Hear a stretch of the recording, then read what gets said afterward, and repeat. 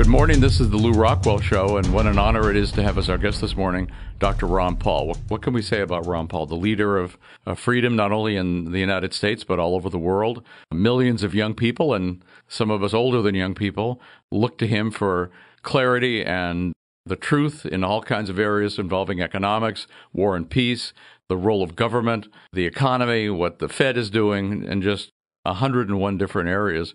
But Ron, I wanted to start off today to talk about sequestration. I mean, if we listen to the media, which impresses me as sort of a Soviet media in the way they repeat this kind of stuff, why the world might come to an end if there's a cut in the projected spending increases for the government. Yes. And, there's been statistics out, and nobody seems to agree on them. But I think on principle, those of us who want honesty realize that there are no cuts. And this whole idea that there's going to be a slashing in the budget is nothing more than a farce. The one side wants to increase the budget over the next 10 years by $2.5 trillion. The other side wants to increase it at $2.4 trillion. So it's a $100 billion cut over 10 years. And they're hysterical over the whole thing. The frenzy is just built, with the media and the demagoguing and everybody who wants to spend, and then the so-called conservatives on the Republican side, darn well they won't cut one penny out of the military. It's just amazing how far this can go. But I think in one way you might look for more sanity in the marketplace. Not that that's the final test, but the markets aren't hysterical about this. On the short run, the markets are still saying, the end of the world is not coming, and it's a non-event. Long term, it's a big event, the spending and the endless spending and all that. I understand that. But as far as the end of the week comes, it's not like everything is going to be slashed. I'm just amazed at how gullible the people are. But hopefully we'll get to a lot more than we have over the years, and that's where I am optimistic that more people are opening up their eyes and their ears. I noticed that Obama's making a trip to Israel where, of course, Netanyahu will be demanding that the U.S. attack Iran. But does it seem to you that that's maybe slightly less likely than it used to be, or is it more likely, or what do you see happening there? I think it's less likely, and it might be just the economics of it all. Although there aren't any real cuts, people actually realize that this isn't going to last forever. So I've always argued that we'll quit the nonsense overseas, not because we have wised up and we have wise leaders, but because we won't be able to afford it. So I think right now I would say it's less likely than it had been, in the past.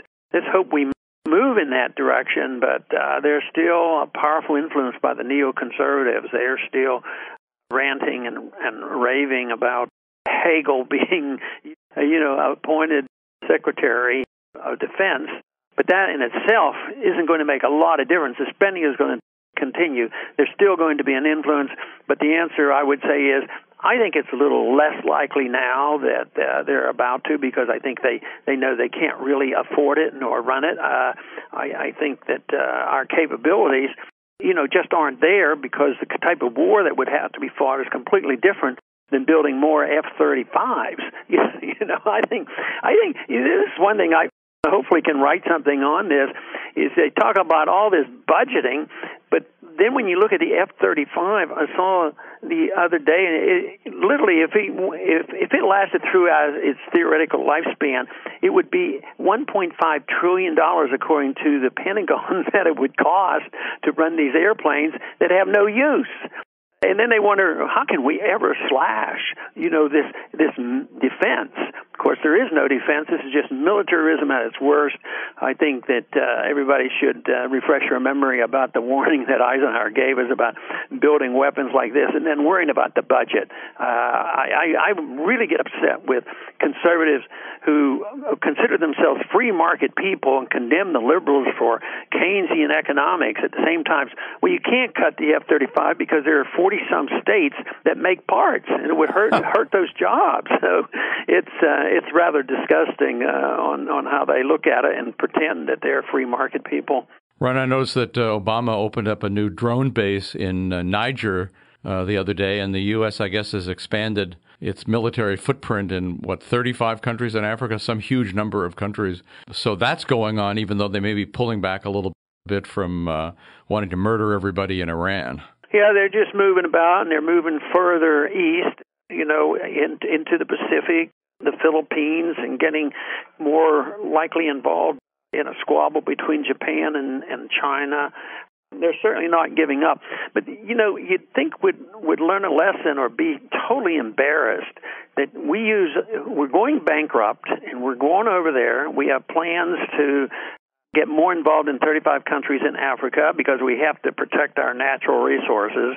We live in the old age of mercantilism, and we think that we have to have our military to protect the supplies of natural resources. Well, of course, that's what we've been doing in the Middle East as well. But who annoys us the most at the official level? Oh, it's the Chinese. They have a weak currency. Oh, yeah, Americans have a real strong currency, with zero interest rates, and they get away with economic murder in the sense that they can pass this stuff out and the people still take it. So the Chinese, they work hard and they save their money and they invest in these countries. So they're over there investing in Africa, investing in Iran and these different places. I mean, before you know it, they could become more capitalistic than we are at the rate we're going. It doesn't make any sense for us to think that we're an exceptional nation and that we have this obligation to use force to promote our goodness around the world, and we're not even good capitalists anymore. So it's a sad story, but fortunately, there's a lot of people waking up due to the work the Mises Institute's doing, due to the interest that the young people have. So I do believe we live in transitional times, revolutionary times, where these views are changing. And the best news as far as I'm concerned, and I hope I'm right, is Keynesianism isn't dead, but it's dying quickly on the vine, and it has to be replaced by something. Well, there's no question. I mean, you've attracted, I think, millions of young people around the world to question Keynesianism, to be interested in Austrian economics, to question the role of the Fed. And right now, there's a little bit of debate about this alleged exit strategy where the Fed would stop keeping interest rates near zero. Is there a little bit of dissent within the Fed? I mean, what about the markets? How are people on Wall Street and the banking system, as we, of course, know the Fed exists to promote them especially, as well as the government, but what's happening in those areas? Yeah, I think there's a little more dissent because they realize, how insane the policy is and you can't go on forever. But I don't believe that anybody has any clout except Bernanke, and what he says counts. So, and a lot of people ask me about, they just get their directions all conspiracy, and they're going to do this to create chaos and buy up the world. And I see it slightly differently. I think the Bernankes of the world are very similar to the Paul Krugmans of the world. They believe this stuff. They really truly believe that they can print money forever and for it to work, because it's in a way they've survived it, since the breakdown of Bretton Woods, with a lot of ups and downs. So they believe they can pull this out again. And if things don't do well, they just print more and more. So I think the dissent is outside. I don't think the other members of the board have much to do about it, but I think a few who are absolute Keynesians in that they can regulate the economy through central economic planning and monetary policy, they're still very much in charge. But I think the reality of the economy will stop them, not because all of a sudden we're going to get a wise Federal Reserve Board chairman, or that Bernanke is going to say that we have to wind down, because he must know. He cannot be naive enough to think that he can start withdrawing some of those funds, or even slow up on buying some of these things. $85 billion a month they buy, with mortgage security and treasury securities. If they just slow up, it's going to panic the whole country. It's an addiction, and they can't live without it. the patient, which is the economy, is going to collapse, and they're not going to save the patient. And I've often used the analogy with drugs. A drug addict or an alcoholic, they don't like to leave that stuff. And the political alcoholic is much more difficult to treat than an ordinary alcoholic. At least some of them can finally get the motivation to get off that stuff. Ron, you've been the pioneer in asking what gold is there in Fort Knox, what gold is there in the vaults of the New York Fed, and who owns it. Are you encouraged by the fact that this seems to be an international movement now of people in Germany forcing the German government to ask for some of their gold back, and in Mexico, Austria, many other countries asking not to have the Bank of England, or especially the New York Fed, hold their gold? Do you think we'll ever get an audit of what's exactly there and who owns it? Probably indirectly. If the Germans want their gold and they can't get it back, then that will be the audit that will count. I don't think I don't think the politicians will actually do it. I heard somebody on the business station this week, and he was talking about this whole mess. He was claiming that it will come to an end, and here he was defending it, but he was making fun. He says the central banks, people were arguing, well, the central banks are actually buying gold at this terrible time. And he compared it, interestingly enough, he was compared to the stupidity of the Bank of England selling gold when it was $250 an ounce. So now, because there are some central banks buying gold, which are actually in the Far East, and I don't think they're stupid. I think for them, Russia and these other countries buying gold and putting in a central bank. He said, well, they sold when it was too low. Now they're buying when it's too high. But I guess time will tell which is correct.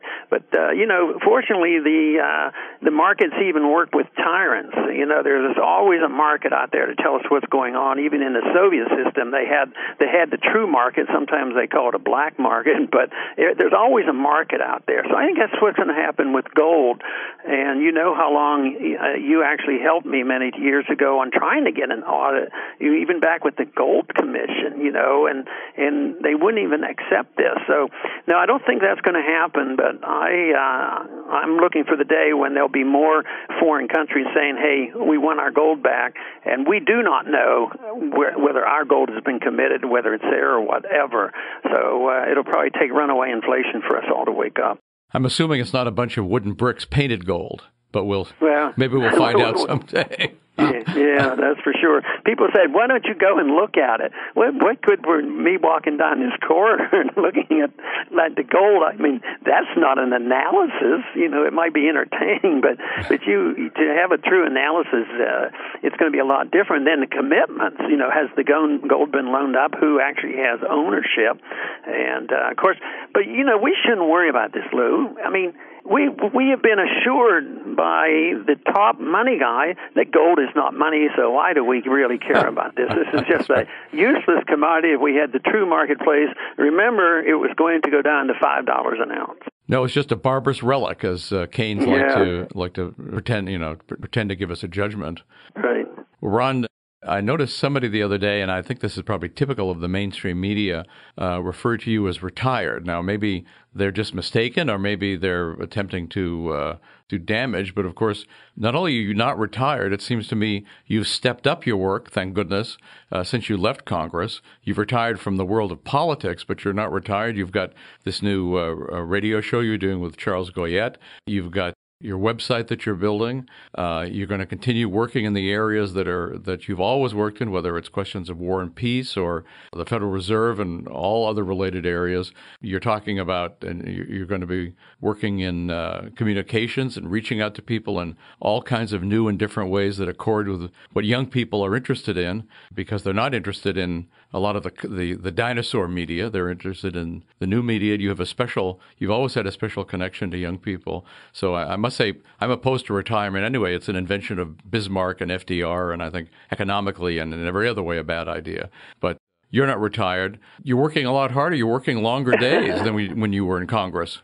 The opportunities are fantastic. I'd never believed they would be so much available that I could do. But, I don't think the word retired, I think they got mixed up. They must have misheard. I think it was tired of D.C., not retired. Yeah. So even though I do go back and forth on occasion, especially go to George Washington University, so I will go into that area for special reasons. But yes, I was sort of tired of it. But the opportunity, this is what is fascinating me, how much has been available. There's so many opportunities I can't even take advantage of them all. But it allows me to do the things that I had been trying to do for so many years. But it's more or less on my time and my picking and choosing. And like I've told so many people at the speeches that I give, I guess to reassure myself as well, if we're doing this and it's not a labor of love, it's not much fun. If it's not much fun, why even do it? And I enjoy it, and I think it's important. I get satisfaction from it, and I'm sure you have had the same experience keeping the Mises Institute going, getting the satisfaction of seeing so much good come from it. So I look forward to all the opportunities, and I'm going to enjoy it. Well, you are, and of course, you're continuing to be very much in demand on college campuses.